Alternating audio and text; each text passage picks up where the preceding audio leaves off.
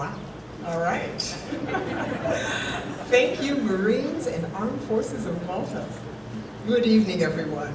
President Abela, Prime Minister Gonzi, Mrs. Gonzi, Deputy Prime Minister Borg, Mrs. Borg, Your Excellencies, distinguished guests, ladies and gentlemen.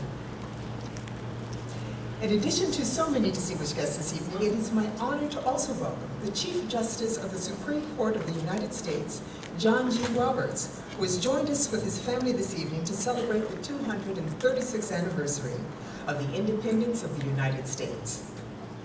Thank you for coming this evening to join us on the occasion of our National Day. This is my first opportunity to celebrate our National Day in Malta, and I have seen from the house names and how the stars and stripes dot the villages in Gozo that America's Independence Day has a special resonance here. 236 years ago, the Liberty Bell rang in Philadelphia, and the Declaration of Independence was read aloud for the first time. At that time, Malta and Gozo were still ruled by the Knights, but the American colonies, soon to be states, were already building their relationship with the islands. As many of you may know, the person who cast the Liberty Bell was a Maltese immigrant, John Pace, who had imprinted on the bell, proclaimed liberty throughout all the land and unto all the inhabitants thereof. Today, the American people still believe that the best hope for peace in our world is the expansion of freedom in all the countries of the world, and that the human right to freedom is worthy of our nation's commitment. That is a belief that we share with the people of Malta. This passion is as deep now as it was during the American Revolutionary War. We know, though, that in the 21st century, it will require new and different means to promote liberty, democracy, and peace.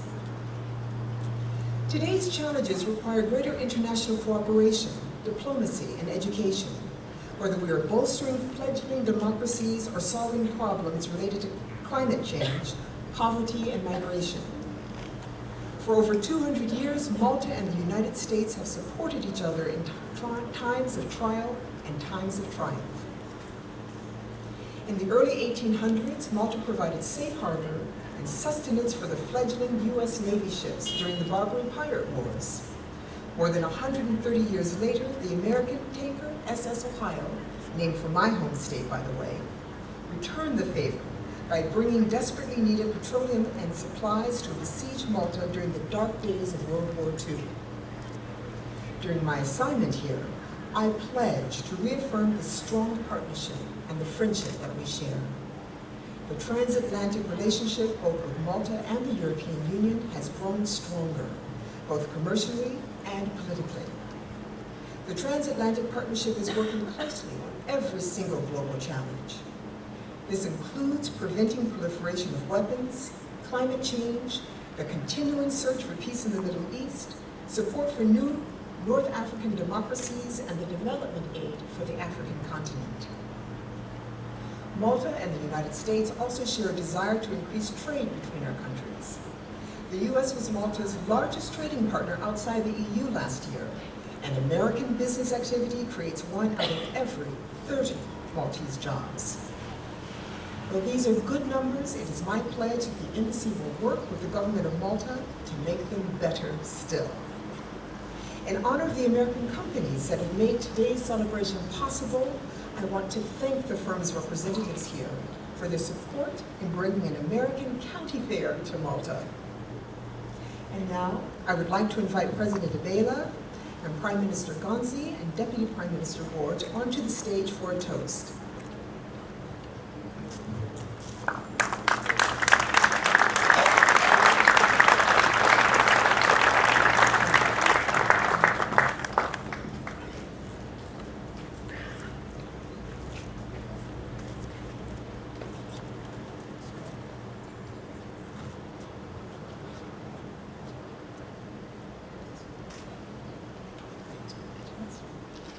To our continued cooperation in meeting global challenges, and the friendship between Malta and the United States, and to the health and well-being of the President and the people of Malta. Cheers.